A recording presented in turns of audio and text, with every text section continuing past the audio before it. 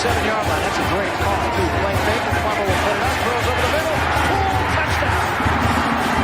Great play. That's a way. Trying to center off with Eckerly, and he just missed the net. O'Reilly with the shot. Far down, he scored.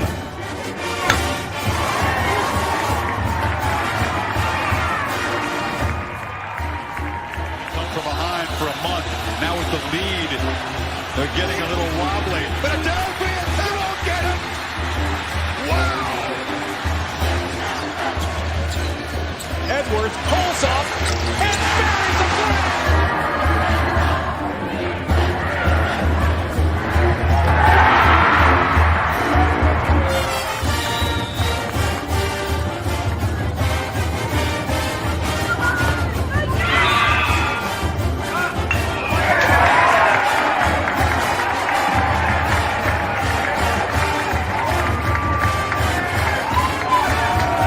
Richardson tries out for Robbie Ryan. Her three right on the money. Daniels takes his shot for Derby.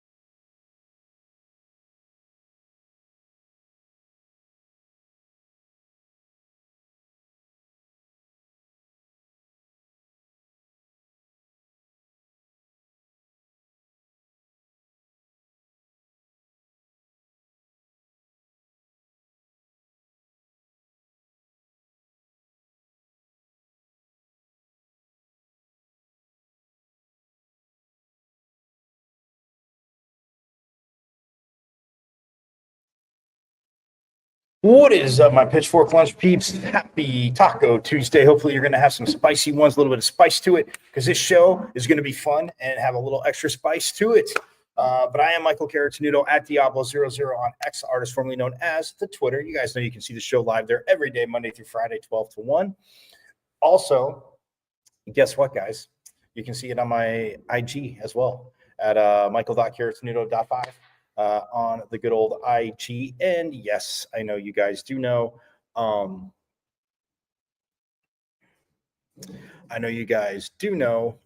You can also go to YouTube and watch it live. That's kind of funny how I always remind you of that. But yes, you can go to YouTube and watch the show live Monday through Friday, 12 to 1. But again, go to YouTube. You guys know how to get to YouTube, obviously. But you see my name, Michael Caratanudo, but you want to search the channel. It's at M as in Michael, V as in Victory, C as in Champ, 005 at MVC005 on YouTube. And guys, subscribe, because anything you miss, any, con reviews, and for those of you new Pitchfork Lunchers, I will remind you through the wonderful month of March, I will remind you what con reviews are.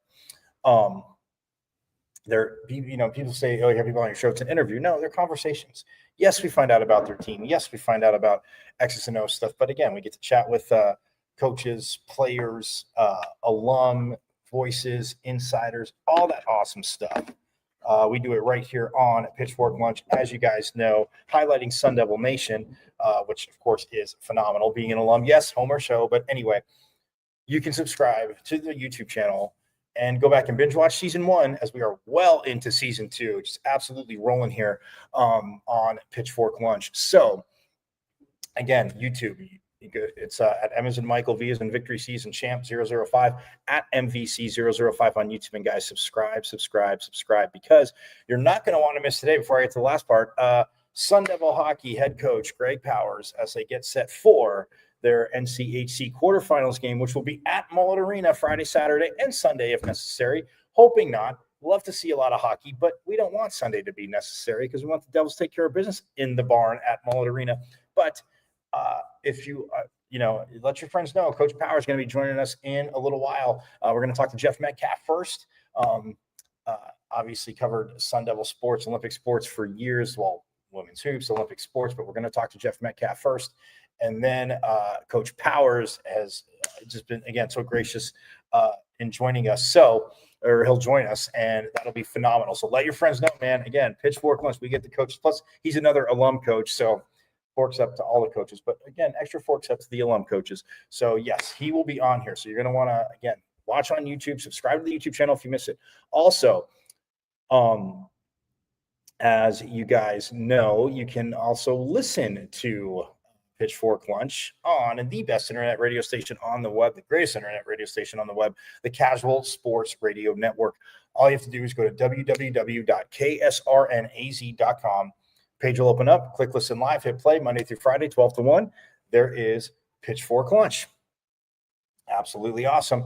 Again, so stoked Casual E invited Pitchfork Lunch into his KSRN family because, again, he said, hey, I need more Sun Devil content. And hey, I bring that to you. You guys know that. So that being said, again, you're driving. And again, I want you to watch on all those other options, but don't watch and drive. Your Sun Devils, I can tell you every day, you're smarter than the people down south. Don't watch and drive. Listen on KSRN. You're going to meet your friends for lunch on Taco Tuesday. Again, hopefully a little spice on Taco Tuesday. And you can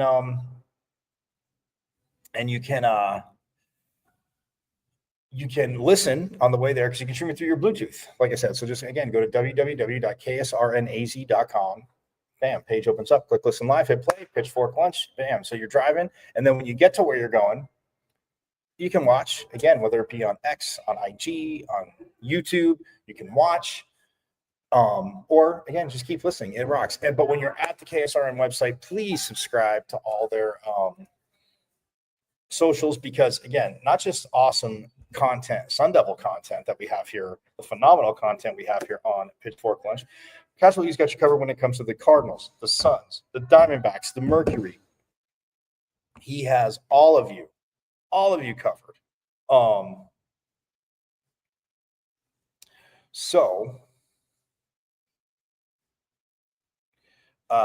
Yeah, you need to subscribe to all of it because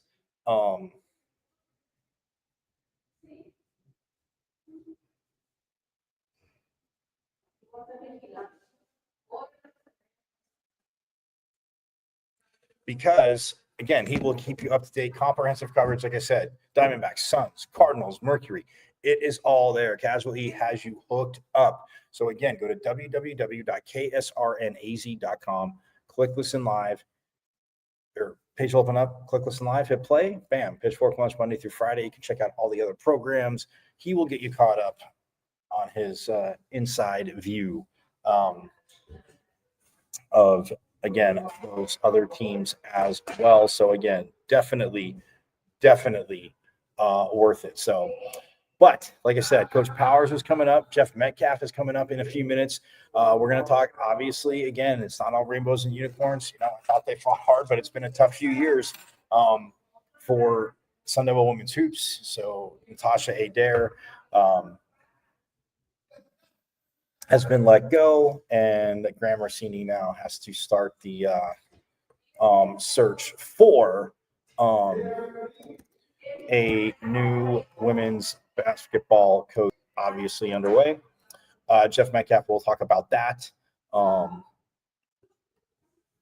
You know, you look at this year, and again, they won the first game. They won the first round Big 12 game against Cincinnati, who, let's see, they actually had,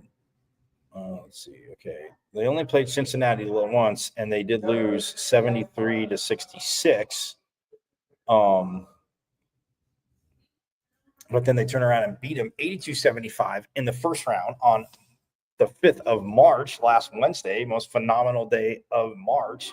Just saying, for those of you that, you know, may have not known, the 5th is the most phenomenal day of March. Just, you know, throwing it out there for you. You can send me messages, whatever you like. If you figure out why, at Diablo00 on X, hit me up in the comments on the show, whatever. But they did beat Cincinnati 82-75, but then they ran into the buzzsaw that is Iowa State. We saw how tough they were when they fell to the Memorial Arena, but they put up 88 points. I mean, 96-88. And last time they lost 90-83 last time. So again, like in the neighborhood with Iowa State, a very good team. But again, fall short. Coach Adair is let go. So overall, they were 10-22 this year. 3-15 at conference, 5-9 at home, 2-10 away. I mean, that was this year. And then, last year was kind of an injury riddled season, and this season became that too. And again, like guys, I said it, I'm not going to talk out of both sides of the mouth. My Pitchfork Lunch peeps, you know this. Hit me up in the comments if you think I am. Like, it's one of those things where teams will fight, teams battle, and with injuries, how do you play? Are you in games? Yes, there was the theme of bad quarters a ton. Like, there's one bad quarter, whether it was the first quarter, and then maybe it's the third quarter. And then a lot of times it was the first quarter, and there were times that the Devils would outscore their opponents the rest of the way, but they just got 2 down in the first quarter. So, yeah, they were, 10-22 this year, 11-20 last year. And then,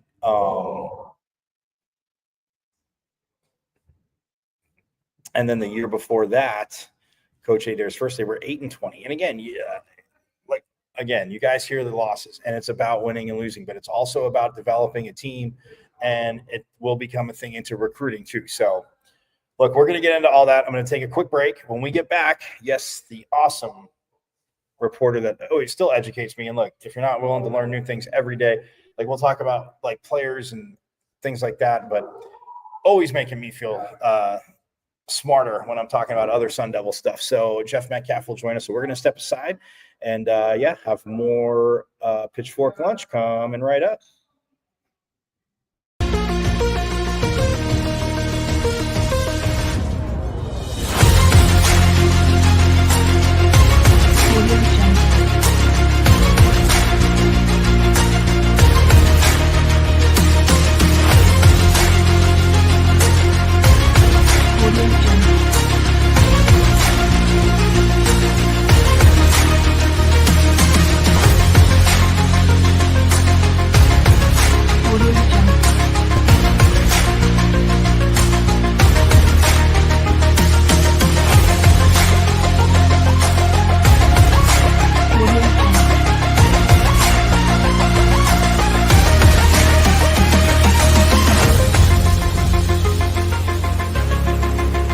Audio Jungle.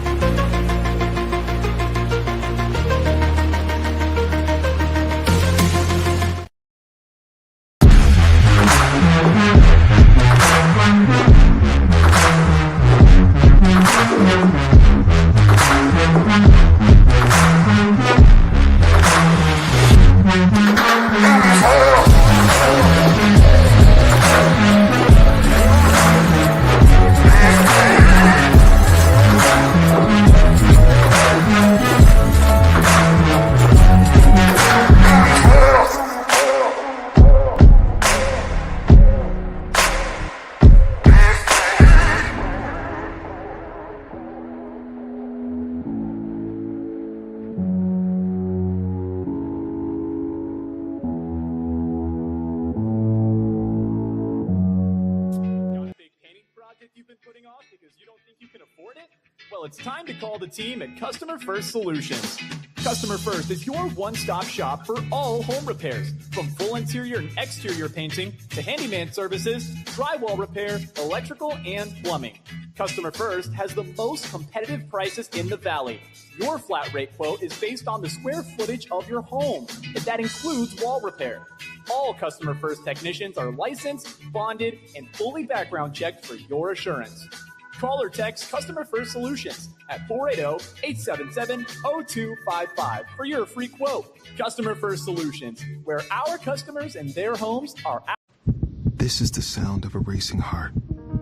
It's beating a little faster because it belongs to a young child. But this child isn't in the middle of a close soccer game or playing with her puppy in the yard. Her heart is racing because she's just been told she has to move foster homes again. Change a child's story. There's a child waiting for a volunteer like you. Learn how you can help at casaforchildren.org. This is the sound of a racing heart. It's beating a little faster because it belongs to a young child. But this child isn't in the middle of a close soccer game or playing with her puppy in the yard. Her heart is racing because she's just been told she has to move foster homes again. Change a child's story. There's a child waiting for a volunteer like you. Learn how you can help at casaforchildren.org.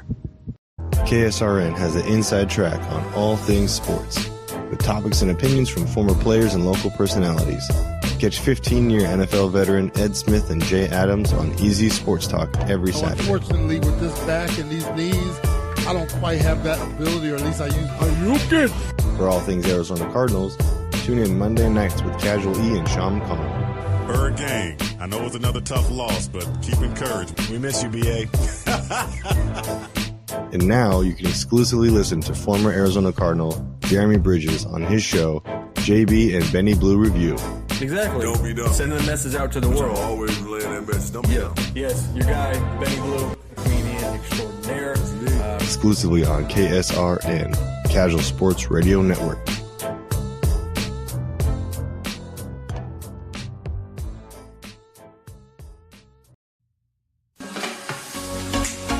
You are listening to the best internet radio station on the web, KSRN, Arizona.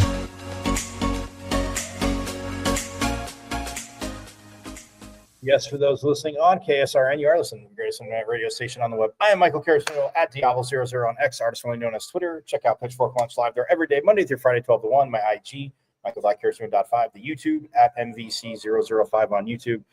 M as in Michael, V as in Victory, C as in Champ 005. And, of course, on the Casual Sports Radio Network. But let's get right to it. He is here. He is joining me. He is awesome. So gracious to do this because there is a basketball opening at Arizona State University on the women's side. And we'll see how it gets filled. But Jeff Metcalfe agreed to join me, talk about that women's tournament as well. Hello, my friend. Thank you again for taking the time.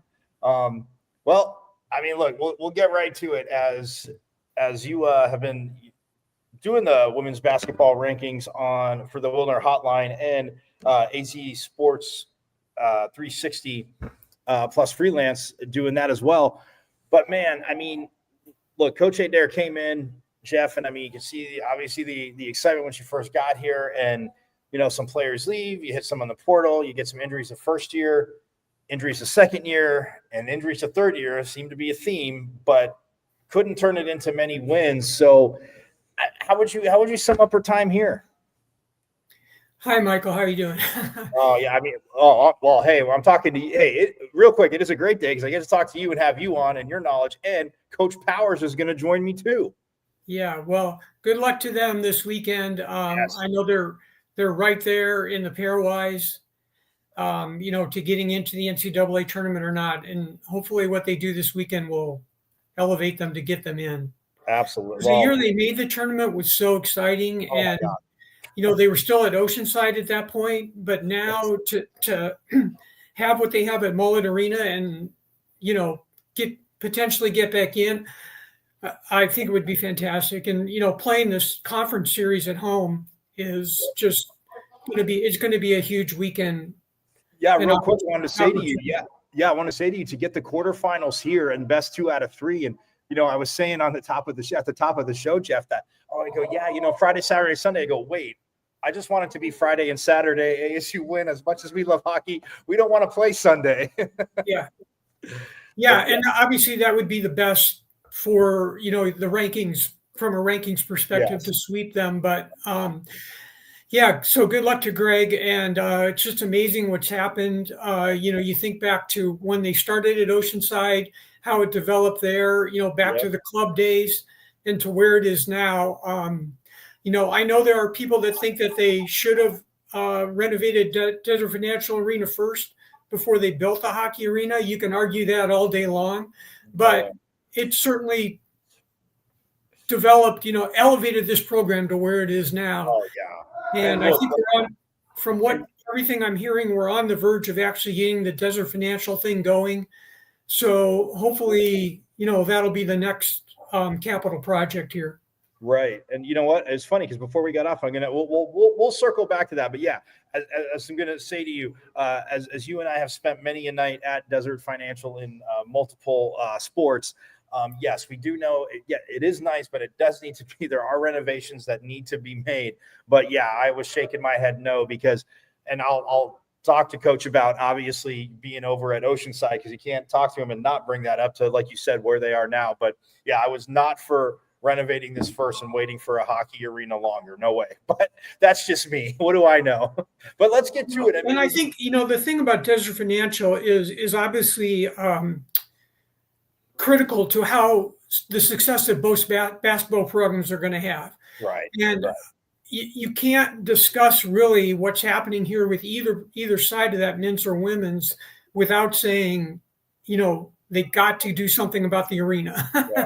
Facilities. So, I think they made a change. I think they took a sober look at where the program is after 3 years. Natasha Adair had 2 years left on her contract. But I think what Graham Rossini and the people on his administrative staff had to do was look at it and say, where are we going to be 1 year from now? Because are we going to be basically where we are right now and have to make a change in 1 year? And if so, are we just kind of kicking the can down the road if we don't make the change right now? I think that's probably the conclusion they came to. But then the other part of this is the financial aspect of it, because you got to pay the buyout for Adair. Then you've got to get a quality, what you consider to be a quality new coach. Right. So essentially for 2 years, you're double paying for a women's basketball coach, as part of the buyout and paying the new coach. That's a big consideration too. Right. It's not known quite yet what's going to happen on the men's basketball side, but I think that by making this move, with women's basketball, at minimum, they've showed that they really care about the program. 3 straight 20-loss seasons isn't good enough. This year was 22, which tied for the most losses in school history. Tied for the most losses in history, 22. Mm-hmm. They had a 12-loss streak that I think sort of determined the whole scenario of whether she was going to come back or not, because they finished 2-3 after the 12 straight losses. But I think the die was already cast, if you want to put it that way, before those last 5 games. I think they'd already pretty much made up their mind what they were going to do. Well, and Jeff, let me ask you this too, because you and I have talked about this, and I've always, try to be fair on both sides. Because when people say, oh, and a lot of, you can't spell fanatic like I always say to you without fan. But I mean, they're like, fire the coach. And my first question is, okay, yes, what's the money like? But my first question is, okay, who do you think's walking in the door? But at the same time, when saying that, and like you said, 320 lost seasons in this day and age, new coach or not, transfer portal, NIL, all that stuff or not, like that is tough to stomach. But when you do have injuries like that and you see a team, and I know you heard me say before the break, like there's one, the first quarter for them, most of the season outside of even the 12-game losing streak, but the first quarter was like their worst quarter. And like starting every game, you get way behind the 8 ball, but then you see this team battle, you see this team fight. And in most games, like they made a run or they outscored the team in the other 3 quarters, overall. But in your eyes, how tough is that balance? Because it's like, again, players and teams could kind of put their heads in the sand, go through the motions and not, care and get blown out, the rest of the way once they've lost 4 or 5, 6 in a row. But when you look at that, I think again, if you look at the overall arc of things for 3 years, and then you just say, what's the state of the program right now, going into the 4th year? And do we think that there's going to be an appreciable improvement in the 4th year where we're going to be sitting there with a coach now with 1 year left on our contract, that we're going to want to extend essentially, because you don't want to have a coach just with 1 year left on their contract. If you don't believe that, and you've got the money to make the change, then I think it's almost incumbent on the administration to make the change. So I think that's where it's at. I mean, all these things like the injuries and back and forth, and was the recruiting good? Is the recruiting not good? Too much reliance on the portal, not enough freshman recruiting. Like you can look at all that and sort of evaluate each piece of that. But then I think the big thing from administration is, where are we overall going into the last 2 years of her contract?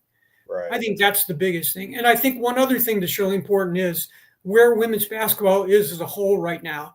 It's on the rise. It's in an inflection point like we've talked about before. You want to really take advantage of that. A year from now, also, the women's Final Four is going to be here in downtown Phoenix.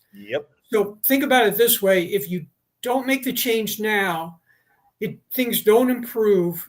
What's it going to look like if you make the change, a coaching change, and your program's really not in any better shape than it is right now, and you're going to host the women's Final Four? And that's not going to look too good overall from a national perspective either. So I'm not saying that really came into play, but possibly. Oh no, you put everything in the stew, like one of my coaches used to say. I mean, you got to put everything in the stew, and people will weigh it out. And some things, like you said, you can't. If you feel like you said, if they feel they're going to be in the same spot, almost the same spot, or very minimal improvement a year from now, then I mean, it comes down to the whole money and make the change. And I think we don't know exactly behind the scenes what was done before this change was made, but they made the change very quickly, quicker than they made the volleyball change. So that's interesting to me too. And I believe the names that I've mentioned as potential that's what I was going to say next. So tell everybody who because you and I have talked, but go ahead. Yeah. Well, the names that I've kind of been throwing out there that I think are people they could or will consider. You kind of start with Nikki Blue, right? Because Nikki was on Charlie's staff, didn't get the job the last time around, is now an assistant with the LA Sparks. But I think she would still be interested in the job.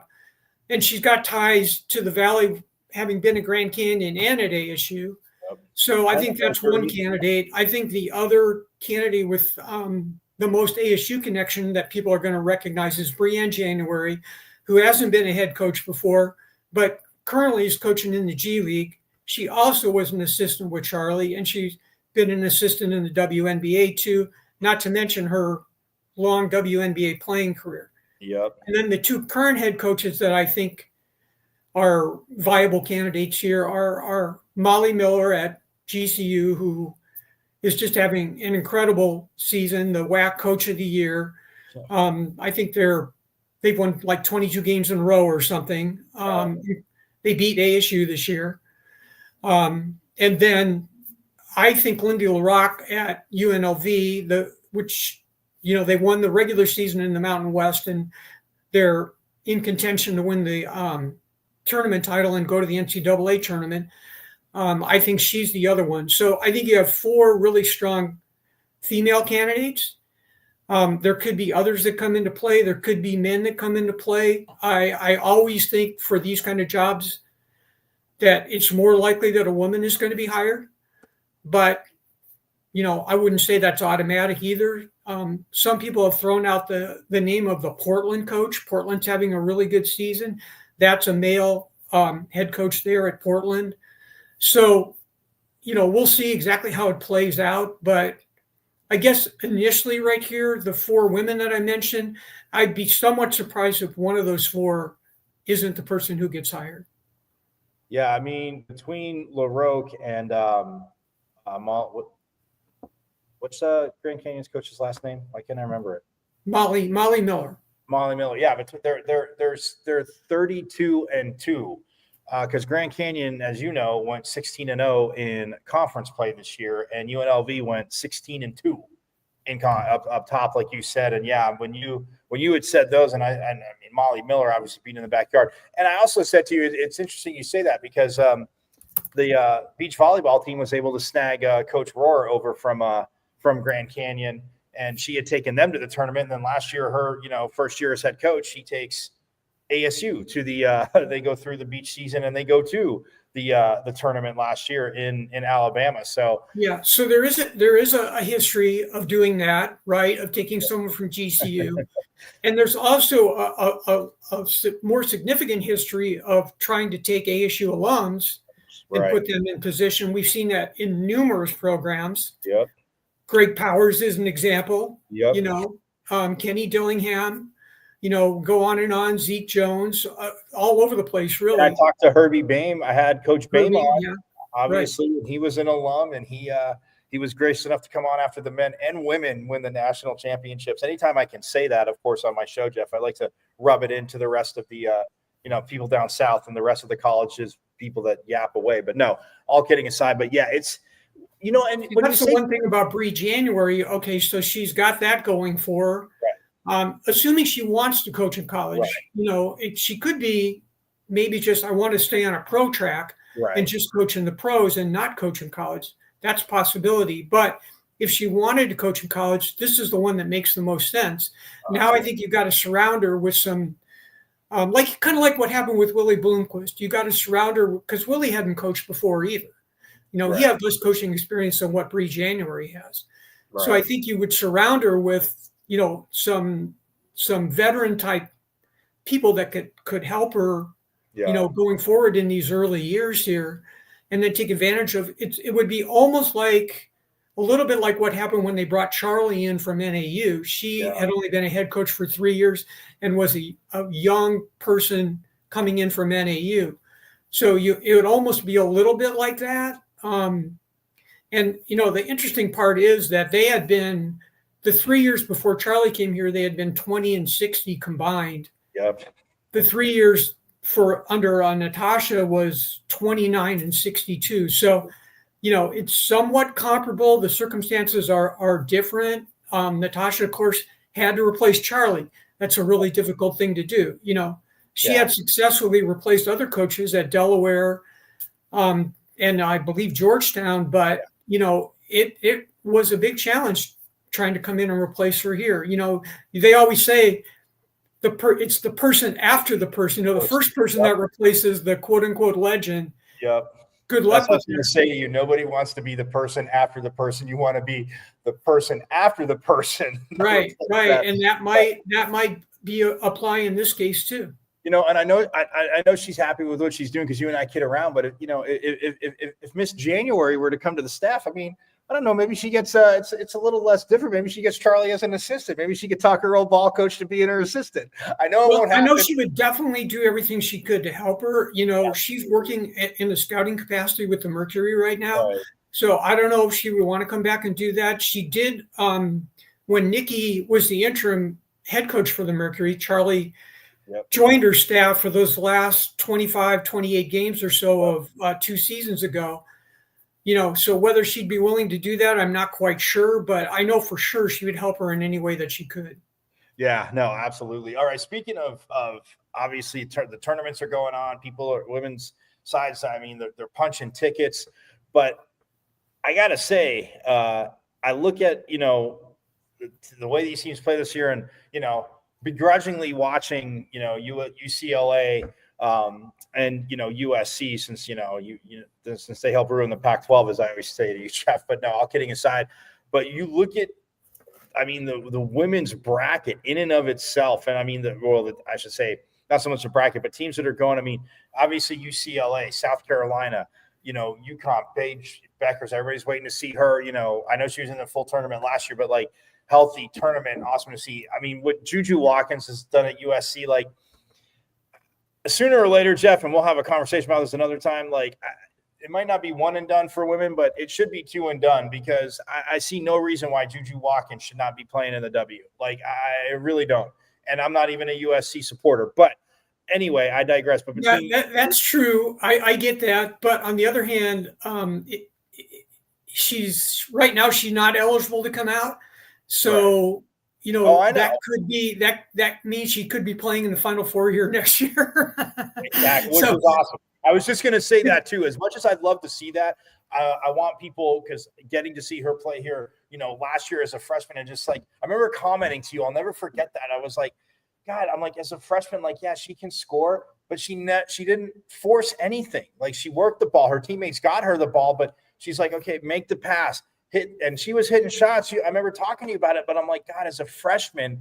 And again, not that freshmen don't. I'm not calling them everything's deer in headlights soon, but still to have that a lot of times we're like, oh, I am open, take the shot. But she made the passes, and it would, but even the growth this year.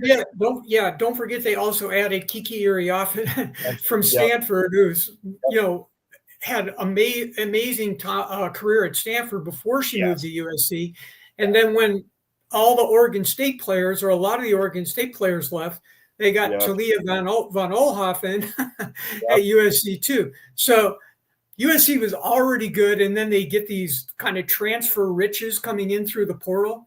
And the interesting thing, I think, going into the NCAA tournament is Texas is a little bit off right now, and Notre Dame is maybe not playing its best basketball right now. So you got the two LA schools, you've got South Carolina and UConn that are probably playing the best basketball right now. Right. But of course, Texas and Notre Dame are viable candidates as well.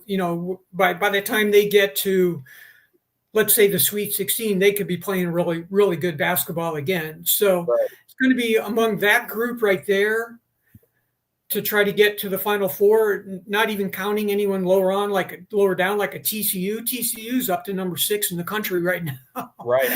You know what? Hold on right there. I was just going to ask you that because I was going to, when I was good to have you on, looking at looking at the top 10 teams, and yes, somebody other outside the top 10 could win the tournament. But I'm going to say, looking at the top 10, having seen TCU play and 31-3 for TCU, to me, that was the other Texas, because the way Texas has played, they have been solid. Like you said, they might be, a teeny bit off now. And I know the coin toss since they lost the coin toss too about, being the number 1 seed in the SEC tournament. But TCU, that's a team, again, getting to see them play, in my eyes, man, Jeff, that's a team I think, again, those other teams, like you said, UConn, both LA schools, South Carolina, are tough, but man, TCU, they're not going to be, to overstate the obvious, I guess, an easy out, but could you see them getting to the Final Four and be cutting down nets? I think you remember when TCU played ASU here, we were in the post-game press conference, and Haley Van Lith didn't come in to the post-game, but I asked the coach about Haley Van Lith, and I think you probably remember what he says, she's the straw that stirs the whole thing, and that's only played out even more here since they played ASU, which wasn't that long ago. I think she was the Big 12 Player of the Year. She was the tournament MVP. Obviously, they've got Sedona Prince, so they've got some size down low too. I also think the other thing about TCU is that coach has only been there 2 years, right? And they basically came from last place in the Big 12 to where they are now in 2 years. So if you're looking at ASU's situation, we've already seen what happened with volleyball. Again, it would be foolish to sit here and say, oh, yeah, well, you can just change coaches and automatically you're going to do that. I don't believe that at all. I think it's a challenge at ASU because of the arena, a multitude of reasons, NIL, just everything that goes with what having a really quality basketball program is right now. But I do think you can re-energize and move things forward fairly quickly. Right. Now how high you're going to get and how fast, that remains to be seen. But TCU is a good example of that. A great example of that, to be honest. Right. Oh, yeah. No, absolutely. I mean, again, you hit right in the transfer portal. It definitely works out. Let me ask you, okay, so instead of maybe like picking a winner, but who are 3 teams, I'm going to say 4, who are 3 teams that you would pick to win the women's tournament? I think it'll be a disappointment if at least one of the 2 LA schools doesn't get to the Final Four. Right. I mean, if both of them get there, no one's going to be surprised because they're both going to be number 1 seeds. Yep. I think if for some reason neither one got there, that would be a huge surprise. Yeah. To me, in the most recent meeting between USC and UCLA, which was just this last weekend for the Big Ten tournament championship, you saw what Corey Close can do the third time around. They did a much better job on Juju. Juju looked, I don't know, she looked like she lost a little bit of her mojo as that game went along. I don't know if she was just tired. They were physical with her and they ran a lot of people at her. Corey Close is a very good defensive coach. And I think I wasn't surprised necessarily that the third time around they found a way to win that game. And Lauren Betts is, an awesome post player. Yes. So anyway, I think one of those 2 are probably be in the Final Four and possibly in the championship game. I can't remember now if they're supposed to be like the 2 and 3 overall seeds as they're projected by ESPN at this point, which I guess would put them in the same side on the Final Four if they're 2 and 3. Yeah, because 1 and 4 would be on the opposite side. Yeah. So, 1 and 4 would be on the same side. 2 and 3 would be on the same side. Right. So you could potentially have the 4th matchup between the 2 LA schools. God. Yeah, I would sign up for that, though. Yeah. And then South Carolina looked good again. I mean, they even when they lost a few games this year, you never really thought that, okay, they're going to be there in the end, right? So, until somebody actually beats them in the postseason, I'm going to assume that they're going to get to the Final Four as well. Fair enough. And let's say at least one of the 2 LA schools, and then I don't know, maybe the other one and somebody else. UConn looks good to me right now, though. The only thing is, their conference is not as good. There's not as deep or talented or challenging, however you want to put it.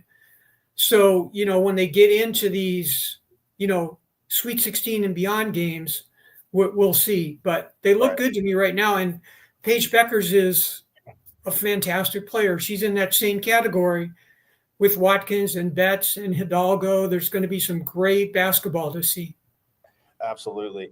Well, my friend, thank you so much for jumping in. And yes, we will follow the coaching search. And when you break it, I hope I can have you back on. We'll see who the Devils get. But yes, well, I know I'll see you soon. And but again, thanks for jumping in, man. I appreciate it. All right, Michael. Thanks a lot. That is awesome. That is Jeff Metcalfe right there. And again, obviously women's hoops, but Olympic sports at ASU, covering Olympics for years. Always love talking to him. All right, we're going to step aside when we get back, though, guys. Guess what? It is going to be time for Coach Powers will be joining us here on Pitchfork Lunch.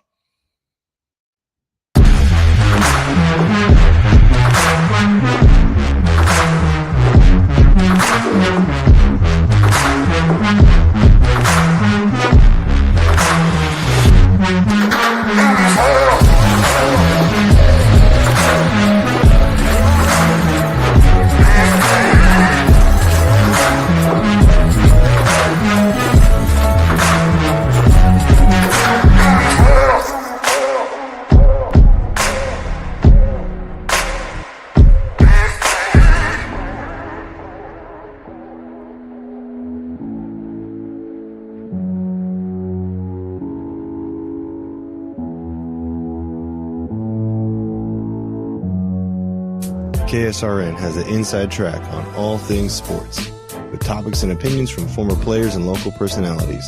Catch 15-year NFL veteran Ed Smith and Jay Adams on Easy Sports Talk every Saturday. Unfortunately, with this back and these knees, I don't quite have that ability, or at least I use.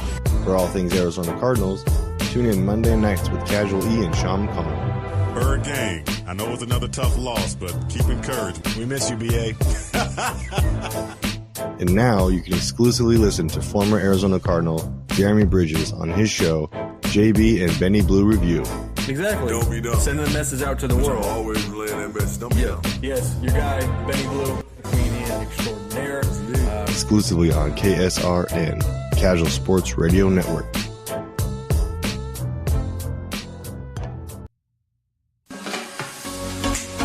You are listening to the best internet radio station on the web, KSRN, Arizona.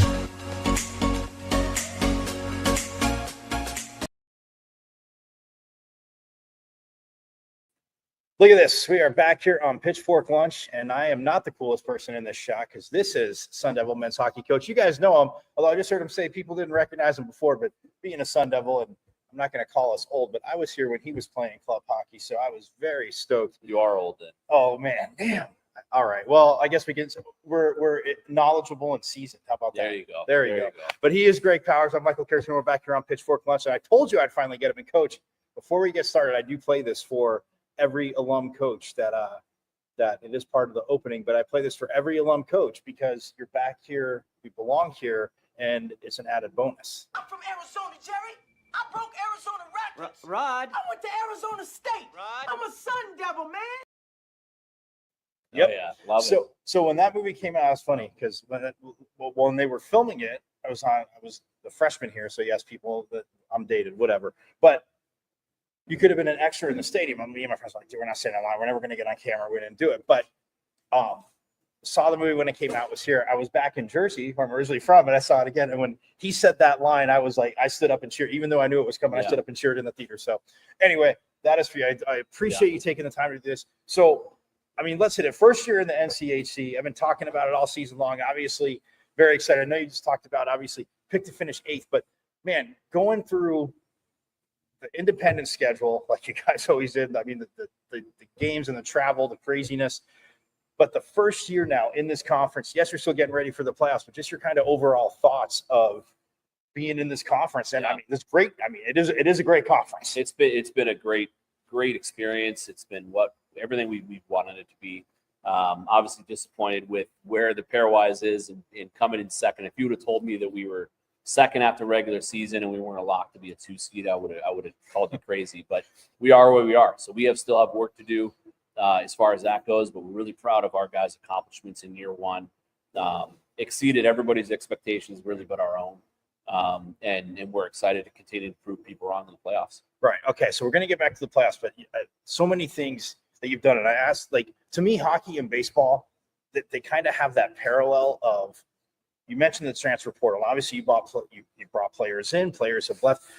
And I said this to Coach Bloomquist too, with the transfer portal in these sports, not that I guess players aren't going to go, but when you're playing baseball and you're working with a pitching coach, you're hitting like on that staff to me. And same thing with hockey. I mean, you being the phenomenal goalie that you were, and, getting goalies come in here and players to come in here. But it just seems to me that these two sports wouldn't have as much in the transfer portal because it's the style of games, whether, again, like I said, a hitting coach, a pitching coach, you as coaches, but it does exist. What's your just kind of thought of that and how, I mean, it just, I mean, I think people overthink for the most part, and there's so many good players out there. Right. And that's the thing with college hockey. There's 64 Division I teams. Players from all over the world want to play Division I hockey. It's not just American kids, it's Canadian kids. And now with the CHL, it's even more Canadian kids. Slovakians, Czechs, Swedes, Finns, you name it. They want to play Division I college hockey because it's such a good development path to the National Hockey League. So there's so many good players out there. And sometimes as far as the portal goes, kids just need a fresh start. They need a fresh start. And most importantly, an unbiased, opinion on what their ceiling is. And, I always try to when we look at kids in the portal and bring kids out of the portal is envision really what I think their ceiling is, not what their previous coach did. And look at the good and try to really build off the good and get them even better at what they do well. And I think that's what our program's done really well with.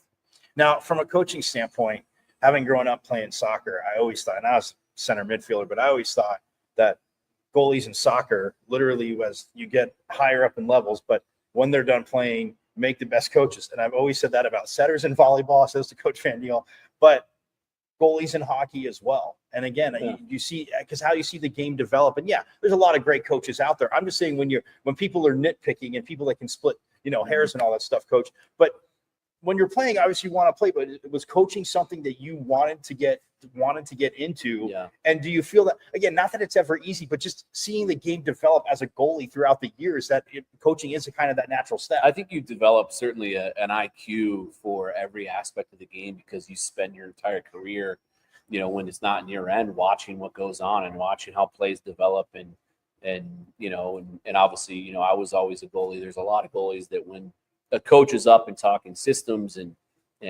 showing video or doing any sort of chalk talk, there's a lot of goalies that tune them out and just immediately go, okay, I'm my job is to stop the puck. I'm not going to pay attention. I wasn't that guy. I always was really intrigued by how the game worked and what made people tick and what motivated people, and obviously what made teams successful in every sport, not just hockey. So I never thought I'd be a coach. I never tried to be a coach. It just kind of happened. It was about 20 years ago now, and ended up being something I really have a passion for and something I'm really lucky to do. And then, another thing with Coach Bloomquist talking about it, obviously going over to Phoenix Muni, how they turned the facility over there it's great, but obviously Packard had that had that feel, on campus, had that feel. But there are a lot of things that I'm sure Coach Bloomquist has told you. I mean, that it was kind of nice to get out of there. Obviously, when you start up, Oceanside, it's there. It was tough. I remember being in the games and just like looking up, and then I'm like, I'm not even going to stand up here and crash out. I'm just going to go stand by the intimate ice. I know the intimacy of it is when you have a place like Mullet now, it is cool. But what were the biggest challenges? But what made that fun too? Because it could be frustrating. But as a coach, you got to make it fun. So what made that fun? Yeah, everything about it, right? Just I think that the biggest thing that made playing at Oceanside fun was how good we were there, and we had a choice. We could either complain and use that as an excuse or use that as our advantage. And that's one of my favorite books is The Obstacle is the Way. And it gives you great experiences and teaches you how to turn adversity into your advantage. And that's what we did with Oceanside. And basically, if you came in there, we played you hard and we won a lot of games in there, beat a lot of good teams in there. And we, while the outside world used that as an excuse for why we wouldn't be successful, we use that as an excuse for why we should be successful. Right. And I love it too, because everybody's like, man, it's like, we love it. I have so many friends like, God, we love love hockey like me, obviously. Yeah. But they're like, you go there and they're like, it's so, they're like, it's intimate. It's awesome. I'm like, hey, think of the positive though. You can turn around, you can get a drink, and you're right there by the ice. You don't have to go that far. But when you look at now, and so like, obviously that makes you, like you said, you're selling what the program is going to do. But in recruiting after that, like you said, other players, they're going to talk to other players. You can sell them all you want. They're going to talk to other players. But how do you guys feel that as a staff and as a program, that strength, and how do you guys recruit? I think it made us really look at, the human fit, not just the talent fit. Getting the right, there's good, like I said, there's good players everywhere, but you have to get the right mindset of a player that fits your culture and that really wants to do and accomplish what you want to do. So that really challenged us. We couldn't go get the 5-star kids, the 4-star kids to play at Oceanside. So we kind of find diamonds in the rough, but ones that were willing to go through the rigors of playing in a rink where the puck would hit the ceiling every 4 minutes. Right. So it was a challenge, but it was one that made us better, and one that I'm convinced that, while we're in such a good position now because of what we went through. Absolutely. And when you look at, here comes a team you've played for 4 games against. Yeah. But, and I always ask coaches, I always find it interesting because in any sport, like you said, once you play somebody, at least twice, they know who you are, you know who they are. And from a coaching standpoint in every sport, I always ask, like, how hard is it to not, maybe overcoach, and not that you're not going to switch everything up, but I mean, just you look for little avenues you could take advantage of, just like they are. But what's the challenge in that now? Seeing a team for the, like you said, fifth and sixth. I think it's the biggest thing you just said is you can't overcoach at this point. Like you have to trust the body of work that you put in to get to where you are, and guide the guys and motivate them and put them in the right positions to have success. But at the end of the day, you have to trust your players and trust that the work you put in over the course of the season is now ready to pay its dividend, and we're confident that it is. And then, like you talked about this roster. I mean, obviously, somebody like Colin Potter, he is 17, and like you said, I mean, kids want to play here, but for a 17-year-old, and you're surrounded by veterans. So from a hockey standpoint, I know it helps, but to see somebody like him grow like that and just what he's done all season. I mean, as a coach, like I said, you expect it, you know what they can do, they're talented, but is there ever just kind of like shock moments when you see a freshman do stuff like that? I mean, he's done some things, especially against Western Michigan, who's probably the most complete team, 200-foot team, heavy, hard, structured, old, tough to generate on, and great goaltending, all those things. That's why they are where they are. And he was, in my opinion, the best player on the ice all weekend, and he showed up in the tense, crazy moment where we needed him most and put us on his back, and to see that growth throughout the season to where he is now. And I'm excited to see him this weekend. I think he's going to be great. And then the guys that have the experience that you mentioned, like a Ty Murchison, obviously, that played over at Oceanside, and just to have, a guy like, Sillinger and those guys you mentioned, how have you seen them grow? And obviously, and you said it before, everybody's going to be excited for playoffs and pumped up, and the focus is there. But for these guys to be in the situation, like I said to you before we started last year, again, Homer show or not, coach, I was a big advocate. I'm like, okay, if you win games and you're playing like that, I'm just saying they should be there. And I go, people, and I got enough comments. It was pretty much 50-50, which is kind of funny. But nonetheless, when you see guys like that now, those vets have this opportunity. How have you seen them develop, and what have they meant to the overall growth of the team? Yeah, it's great. Just the maturity that they all have shown throughout the year to put us where we are has been the biggest thing. But just, again, those are the guys that have been here to help us build this into what it is, that I'm most excited for this weekend. To be able to play on the big stage in front of our fans in Mullet, in a situation where we win and we advance. That's what we've always worked so hard for, and to have guys that were here when none of that was possible, that are still here to go through it, is what it's all about, and I'm most excited for those kids. And another thing about Mullet too, I gotta say, and obviously the student section, but when the goalie's down there next to them and he lets in a goal, did you ever do it? Even when they first started busting out those chances, did you ever find yourself chuckling at the creativity? Because again, I tell people they're not vulgar, they're hilarious. And you're a goalie, you hear every word of that. Yeah, you hear it. It's great. That's like I said in the press conference earlier, it's been really cool to see throughout our first 3 years of developing a real fan base, traditions start to grow, and people start to take to goal songs, and people start to take to victory songs, and the student section developing traditions and chants and all those things is what it's all about. And it was one of those things where early we knew it was going to take time. We just needed people to come and show up, and then it would develop a life of its own, and that's kind of what it's gone into. Yeah, and like I'm with you, because like everybody said, it is a bummer to lose the Coyotes in the NHL, but the fact that you were here, and to me, it's not extra pressure. Like you said, show them the product you have, because when people come out, there's no way that they can't. But from that standpoint, real quick, of losing the NHL, as you see what it is frustrating. But they're obviously here with you for a little bit. I know there was always talks of other big arenas with it, but when you see that happen, how, not that it hits this program, but how frustrating is it when you see that happen?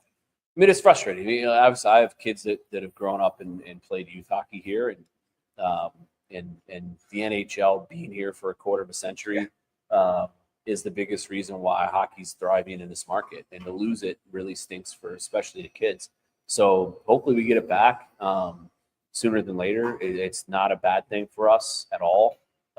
As a program, we want the NHL here. We necessarily maybe don't want to share our building with them, but we want them in the market. We do. We want to support them, and we want to have them here for so many different reasons. But most importantly, it's always about the game before everything else when it comes to to hockey. You know, it's always about the game and the growth of the game and the welfare of the game. And the game's better off with NHL hockey here in the desert. Yeah, 100%. All right, the last few fun ones. So I've obviously talked to Coach Van Neal. I mean, and he said that he actually told me that he played hockey with you. He said he was a pretty good player. So from your expertise, what do you think of Coach Van Neal's hockey style? I couldn't tell you. You know, he played at USC back when we would play them. I think we probably beat them by an average of 15 goals a game. So I don't know if I could say JJ was a great player, but I know this: he's a hell of a volleyball coach. I can tell you that. And then to that side of it, I know in the other part, I've asked JJ, I've talked to Graham about it and Kenny, but first year obviously in the NCHC, but first year in the Big 12, 4 championships now, volleyball, football, both men's and women's swimming now. Yeah. But when other programs are doing that, and I even asked Coach Bloomquist, it's like, obviously, it's got to be fun, you're recruiting your sport, but when it's that electric, A, how much more fun does that make recruiting, but B, just how great is it to be on campus and just interacting with those coaches? Yeah, everybody's success in our department elevates everyone else, you know, so we're all really supportive of each other, obviously, especially people that have been here as long as I have. It's really cool to see that culture evolve and grow and morph into, you know, one department, not, you know, 4 teams within one department. So it's really special, you know, and we have so many great coaches here and great leadership in Graham and Scott and everyone else, and obviously Dr. Crow. So we're lucky. We're all lucky to be here. And then, and I asked Coach Bloomquist this as well, and even Coach Payne, yes, obviously you want to build a winning tradition and win championships, but when you're an alum, like that you are, like they are, how much more special is it? It's way more special. You know, I mean, it's, you know, before I got into coaching, I had 8 season tickets to football, you know, back when, you know, Dennis Erickson and Dirk Cutter were coaching, and you know, you care about the institution's success when you're an alum, you know, and then when you get the very rare opportunity to lead a program as an alum, you care about it even more. So it's, for me, it's always about the program. It's always about the players. It's always about continuing to evolve and advance the greater good of Sun Devil hockey. And I think we're continuing to do that. Yeah, absolutely. Awesome. Again, love Mullet Arena, playoff atmosphere this weekend. And hey, Coach already said there's very few tickets left. I mean, you could probably stand outside the building and put your ear to the wall, but if you didn't get them, but man, Coach, obviously, thanks so much for coming on Pitchfork Lunch. Like I said, my Homer show started it last year, and nobody else is doing it. And yeah, not everything's rainbows and unicorns, but with hockey, it is. Hey, so, man, absolutely. I was going to say to you too, with Dowd, because he's from Point Pleasant, New Jersey. So Jersey Mike's being a major sponsor, and the original Jersey Mike's opened in Point Pleasant. Wow. Was that like a huge recruiting tool for him? No, because I just found out about it. I being from Jersey, I've been to the original one. So when I saw the first one here, I was like, you got to be kidding me. So you'd have to ask Dowder. I will ask you that. But Coach, again, obviously, good luck. Awesome. We'll be out at Mullet, and good luck. More Pitchfork Lunch coming right up.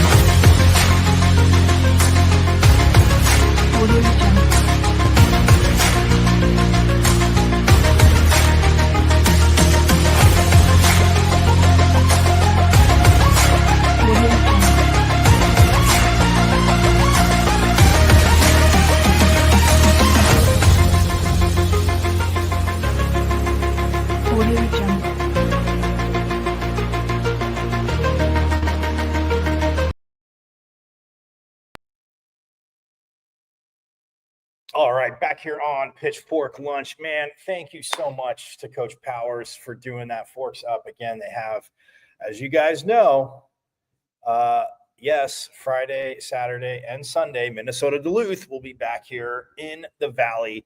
Coach said earlier in his press conference too about, you know, if you got to pick where you want to come play postseason, obviously the weather's great. And he goes, and he said, hey, the other places, they're great to play at, but they have crappy weather right now. Well, Minnesota Duluth is coming out here Friday, 7 p.m., Saturday, 6 p.m., Sunday, if needed, if necessary, 6 p.m. Like I said, as much as I love hockey, don't want it necessary. But man, forks up. Thanks so much, Coach Powers, for doing that. Sitting down here again, his inaugural appearance on Pitchfork Lunch. Again, ultimate homer show or not, man. But he got another alum coach. Talked to Coach Bain last week after the Big 12 championship. So again, from, like I said, football and volleyball, hopefully it's, sprinkled to swimming, and hopefully it should sprinkle over to hockey. So again, just absolutely awesome. Again, stoked that did. And by the way, the women's volleyball team, their spring schedule, they actually won. They beat Hawaii. I don't know the scores. I'll give those to you tomorrow because we're up against it. But anyway, again, forks up, man, to Coach Powers for jumping in to Pitchfork Lunch as they prep, again, for Minnesota Duluth, who, yes, they took them on in December in Tempe, and they won both 5-3 in regulation and then 3-2 in overtime. That was December 6th and 7th here in Tempe. Then they went to Minnesota Duluth on Valentine's Day, the 14th, and Saturday, the 15th. They lost 3-2 in overtime, and then they tied 3-3. Went to overtime, but ASU did get the shootout win there. But, yeah, so that is who's coming to town. Again, a Minnesota Duluth team that is very again, very good, plays hard, and, but look, I will say this, Coach Powers, again, this coach you talk to, how can you not play for him? Yes, he has success as a club goalie here, the ACH. He was MVP of the team, played for Coach Hammett. Like, it literally, like, everything he did and built and accomplished, and it was club, and they got to that level, and, he was MVP, and then they won a national championship as he was the club coach. And, you come Division I, you're independent, you go through all that. Like, his vision and his toughness, again, phenomenal. And where does it show up in the statistics? Well, who leads the NCAC in blocks? Now, granted, they had a huge lead, but they lead the conference, which they were picked, like you said, to finish 8th. They finished 2nd. So, and again, it's a good conference. They knew they weren't 8th, but out of 9, but they led the conference in blocks, 472, my friends, 472. Insane. And yeah, that toughness will be on display. We'll talk more about it tomorrow as well, as preview this game a little bit more. Again, a huge shout out to Jeff Metcalfe as well. Sun Devil Nation needs a new women's coach. Again, it's tough. It was tough for, Coach Adair, who, again, turned around programs, came in, and, again, took over for obviously good coaches in other programs that, like Jeff had mentioned, at Delaware and at Georgetown, but, coming in here, and it just, man, but I suspect she will be coaching again. I know it's tough right now, and again, always is tough, but we'll see what happens here. But yeah, shout out to Jeff Metcalfe, and yeah, hope you enjoyed again a little extra spice on this edition of Pitchfork Lunch, Taco Tuesday. Again, get them with some jalapenos, a little spicy, always good. So nonetheless, you guys have a phenomenal rest of your Taco Tuesday. Again, thank you so much to Coach Powers. Again, so stoked we could get that set up and have him on, and look forward to having him on again. Let's again, one at a time. Playoff hockey. Two best words in hockey, playoff hockey. And sports people say game 7, but two best words to me in sports, playoff hockey. Phenomenal. So again, big shout out, big ups to Coach Powers. But anyway, I'm going to get out of here. I will see you guys tomorrow. Same bat time, same bat channel. And you guys know it. Hashtag our state. Thanks to our wonderful reigning Big 12 champs, women's volleyball, for always reminding me of that. And as always, you know it. Hashtag our state. And as always, forks up. I went to Arizona State. Right. I'm a Sun Devil, man. The 27-yard line. That's a great call. Play fake. Plummer will put it up. Throws over the middle. Touchdown. Quick flag. That's away. Trying to center off is Eckerly, and he just missed the net. O'Reilly with the shot. Far down. He scores.